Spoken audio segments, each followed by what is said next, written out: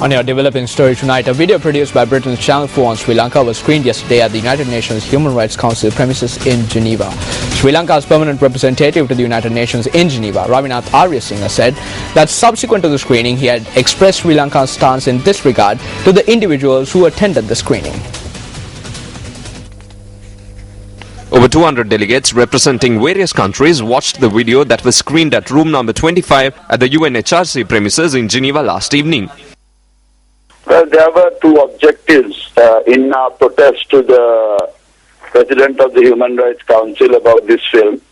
The first was we wanted to point out the inappropriateness of the use of the UN premises for the screening of this film. The second point we wanted to make was that to refute this idea which the organizers of this film were trying to portray, including in important papers like the International Herald Tribune, where it was said that this will be screened in the Human Rights Council. Now that is a very serious thing, because the Human Rights Council is the big body, and we wanted to draw the distinction that there was no screening in the Human Rights Council. This was a side event which took place. Special sessions of the UNHRC will not convene today and tomorrow. However, Sri Lanka will once again be the topic of discussion on the 15th and the 20th of this month.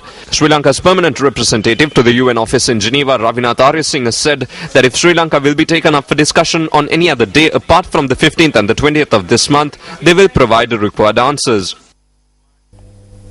Meanwhile, at the daily press briefing of the U.S. State Department yesterday, its acting deputy spokesperson Patrick Winters said that the U.S.-sponsored resolution on Sri Lanka at the UN Human Rights Council will be built on the 2012 resolution.